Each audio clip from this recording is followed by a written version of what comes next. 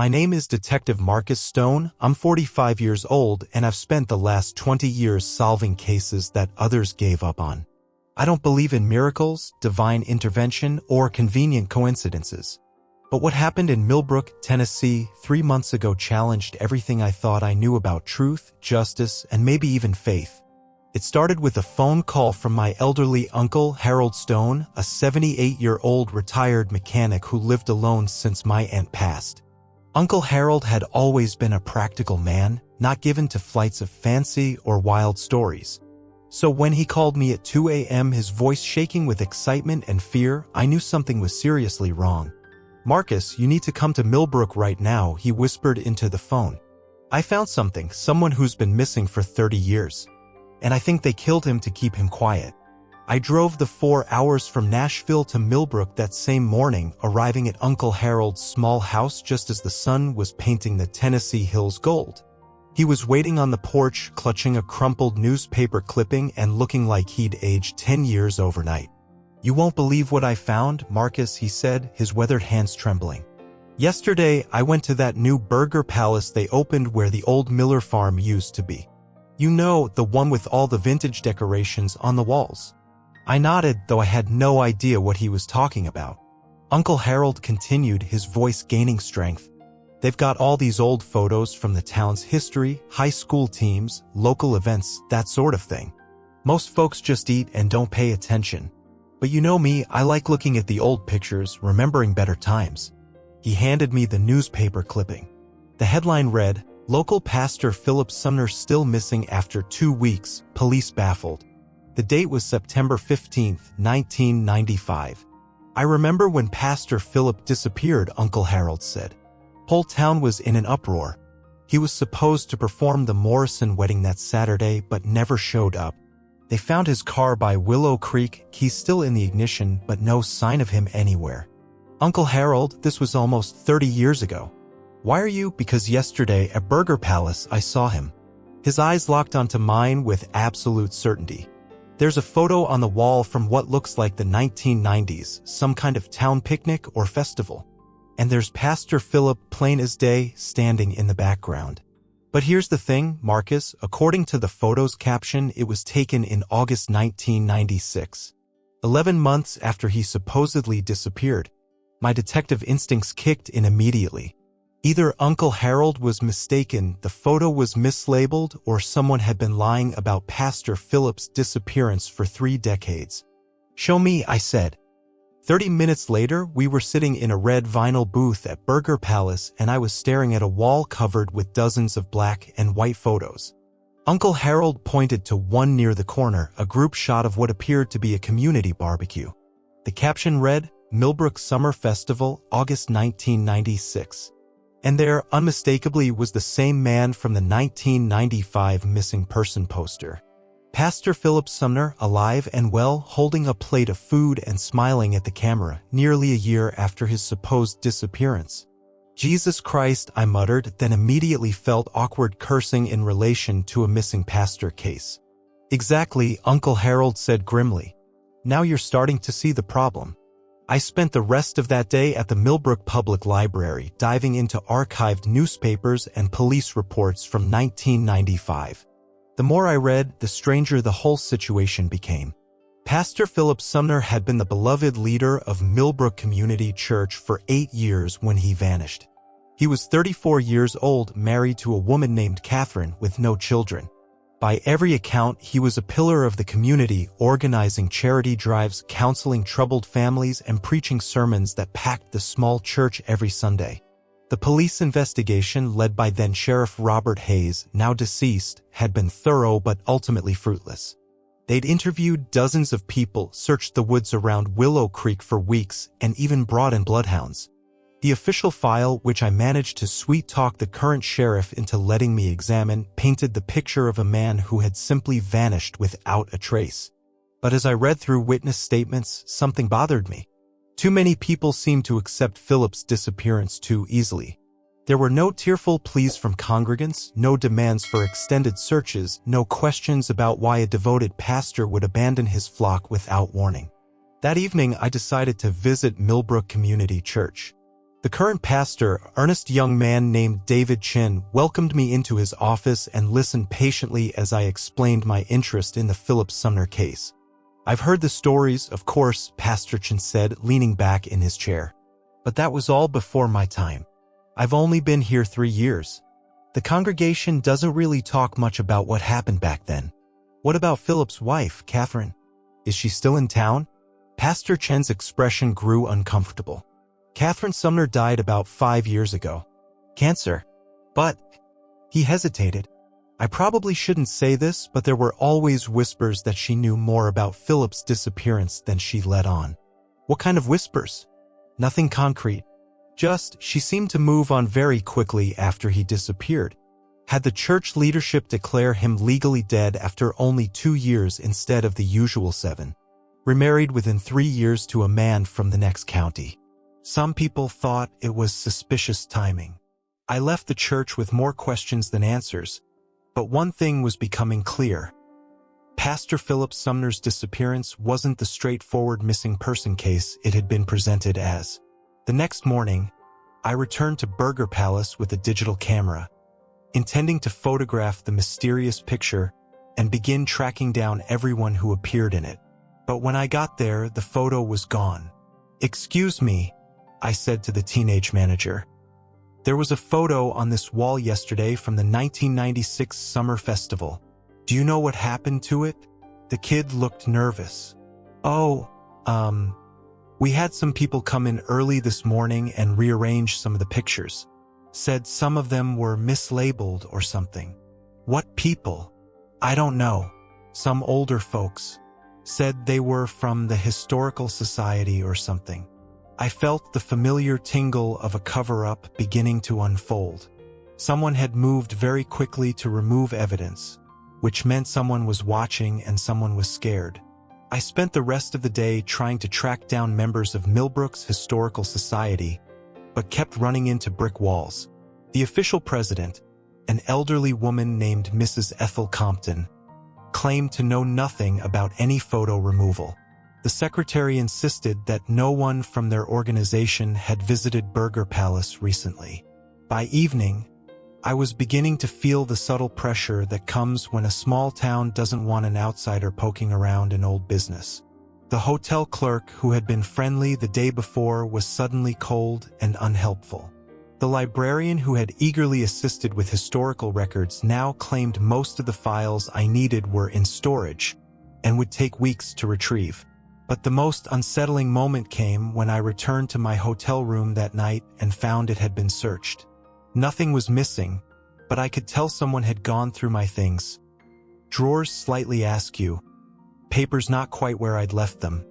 My laptop moved just enough to be noticeable. Someone in Millbrook was very invested in keeping Pastor Philip Sumner's secrets buried. My breakthrough came from an unexpected source. The next morning, as I was having breakfast at the hotel restaurant, an elderly woman approached my table. She was thin and well-dressed, probably in her 70s, with sharp, intelligent eyes that reminded me of my grandmother. "You're the detective asking questions about Pastor Philip," she said without preamble. "I'm Rose Martinez. I used to clean the church back in the 90s. She slid into the booth across from me and glanced around nervously before continuing. "I know what happened to Philip Sumner," she said quietly, "and I know why that photo disappeared yesterday. But if I tell you, you have to promise me something." "What's that?" "Promise me you'll see this through to the end, because once you know the truth, they'll come after you too. And if you back down now, they'll make sure I disappear just like they made Philip disappear." The weight of her words settled over me like a cold blanket. "Tell me what you know, Mrs. Martinez." She reached into her purse and pulled out a small digital camera. 3 days ago, when your uncle started asking questions about that photo, I went to Burger Palace myself and took pictures of everything on that wall. I had a feeling someone would try to make evidence disappear. She showed me the camera's display screen. There was the photo Uncle Harold had found Pastor Philip at the 1996 Summer Festival, alive and well nearly a year after his supposed disappearance. But that's not the worst part, Rose continued. Look at who else is in this picture. She zoomed in on the background figures. Standing just a few feet away from Pastor Philip, engaged in conversation with a group of men, was Sheriff Robert Hayes, the same man who had supposedly conducted a thorough investigation into Philip's disappearance. Sheriff Hayes knew Philip was alive, Rose said, which means the entire missing person investigation was a sham. But why would they fake his disappearance? Rose's expression grew grim. Because Philip found out about the money. She explained that in 1995, Millbrook Community Church had been in the middle of a major fundraising campaign to build a new sanctuary. The goal was $500,000, a massive amount for a small congregation. Philip had been the face of the campaign, personally visiting every business and wealthy family in the county to ask for donations. But by summer of 1995, Philip started asking questions about where the money was going, Rose said. The building fund account was supposed to have over $300,000 in it. But when Philip tried to access the records, he kept getting the runaround from the church board. Let me guess, Sheriff Hayes was on the church board? Board chairman, Rose confirmed, along with Judge William Carson, banker Thomas Mitchell, and Mayor Frank Stevens, the four most powerful men in Millbrook County, all involved in the church's finances. The picture was becoming clearer. Philip had stumbled onto a massive embezzlement scheme involving the town's most prominent citizens.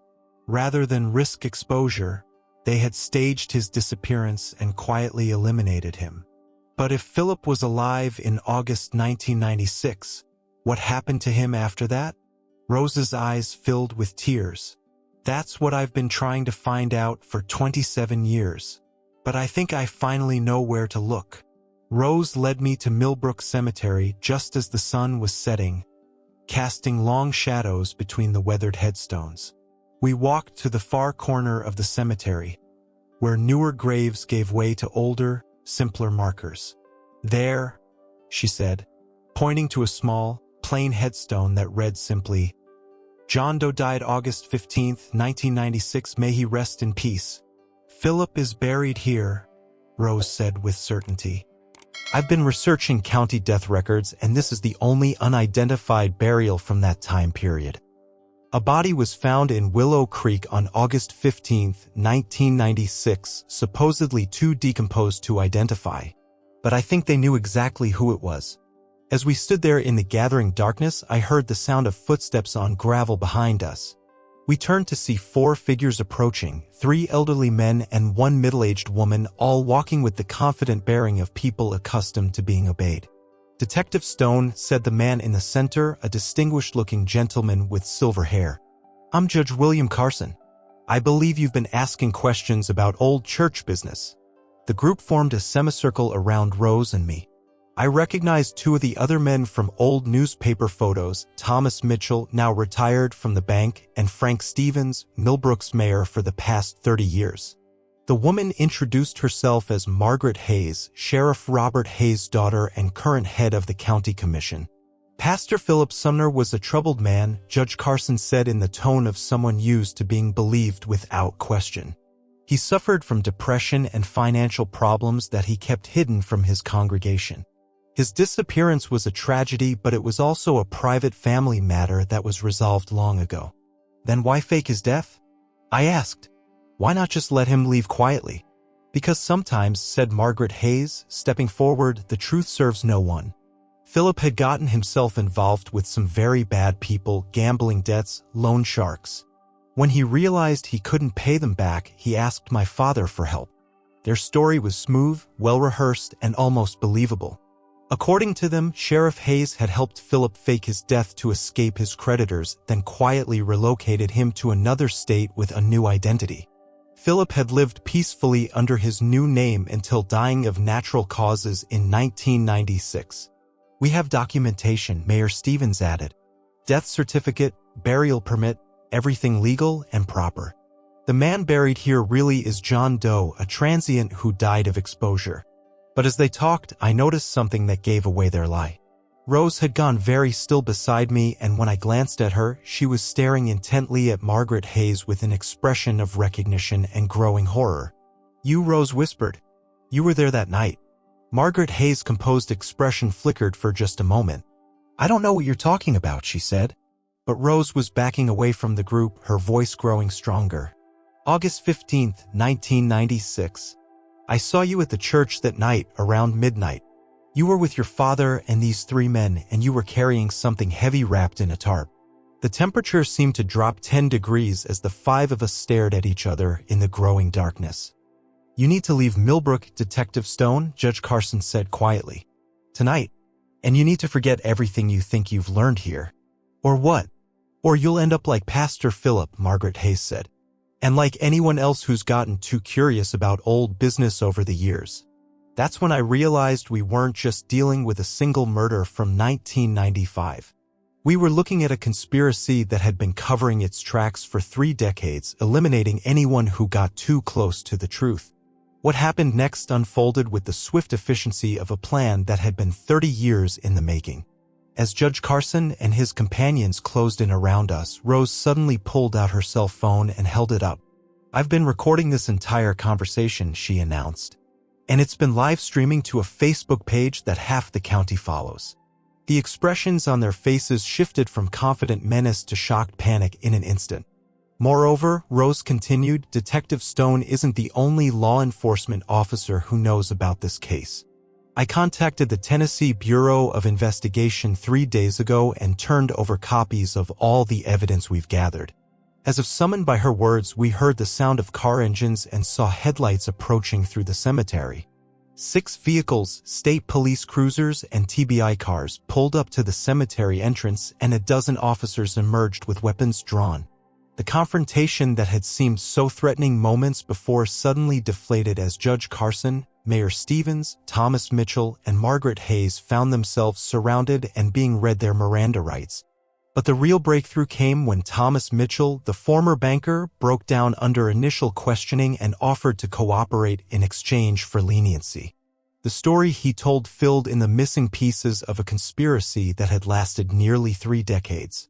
The embezzlement scheme had been even more extensive than we'd suspected. Over a period of 5 years, the 4 conspirators had diverted nearly $2 million from various church and civic accounts, using their positions of authority to cover their tracks. Pastor Philip had discovered the theft when he'd insisted on personally reviewing the building fund records before the new sanctuary construction began. When Philip threatened to expose them, they'd initially tried to buy his silence, then to intimidate him. But Philip had been preparing to take his evidence to federal authorities when they'd made the decision to eliminate him permanently. On the night of September 10, 1995, they lured Philip to a meeting at the church under the pretense of discussing a resolution. Instead, they killed him and disposed of his body in Willow Creek. The staged disappearance and false investigation had been Sheriff Hayes' idea, a way to control the narrative and prevent any real search for the truth. Philip's body had remained hidden in the creek for nearly a year until heavy rains in August 1996 had washed it downstream. Faced with the possibility of the remains being identified, they'd arranged for the body to be recovered as an unknown transient and quietly buried in the county cemetery. 3 months later, I stood in the same cemetery on a bright Sunday morning, watching as Pastor Philip Sumner was finally laid to rest with the dignity and honor he deserved. The entire community of Millbrook had turned out for the service, along with law enforcement officers, state officials, and news crews from across Tennessee. The conspiracy trials were set to begin in 6 weeks. Judge Carson, Mayor Stevens, and Thomas Mitchell were all facing multiple felony charges including murder, conspiracy, and embezzlement. Margaret Hayes, who had been a young sheriff's deputy in 1995 and had helped her father cover up the crime, was cooperating with prosecutors in hopes of receiving a reduced sentence.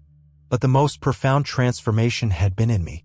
I'd come to Millbrook as a skeptical detective who believed only in evidence and logic. I was leaving with a deep respect for the power of faith, community, and moral courage. Rose Martinez had become something of a local hero not just for her role in solving Philip's murder, but for her decades of quiet persistence in seeking justice. At the age of 73, she'd enrolled in community college to study criminal justice, saying she wanted to spend her remaining years helping solve other cold cases. "You know what Philip would have said about all this?" she asked me as we walked away from the cemetery after the service. "What's that?" "He would have said that the truth always comes to light eventually. That's what he believed, that no matter how powerful people think they are, they can't hide from God's justice forever." I thought about Uncle Harold, whose sharp eyes and stubborn curiosity had started this whole investigation. He'd been right to trust his instincts about that photograph, just as Rose had been right to preserve the evidence and seek help from outside the local power structure. As I drove back to Nashville that afternoon, I carried with me more than just the satisfaction of a case solved. I carried the knowledge that sometimes the most important investigations aren't about complicated forensics or high-tech detective work. Sometimes they're about ordinary people who refuse to let injustice stand, who keep asking questions when everyone else wants to forget, and who believe that truth and righteousness will ultimately prevail. Pastor Philip Sumner had been silenced for 30 years, but his voice had finally been heard. And in a small Tennessee town, a conspiracy of powerful men had learned that no one, no matter how influential or well-connected, is beyond the reach of justice when good people refuse to give up the fight. The photo that started it all, the image of Philip at the 1996 Summer Festival, now hangs in a place of honor at Millbrook Community Church, along with a plaque that reads, "In memory of Pastor Philip Sumner, a man who died seeking truth and justice. May his courage inspire us all."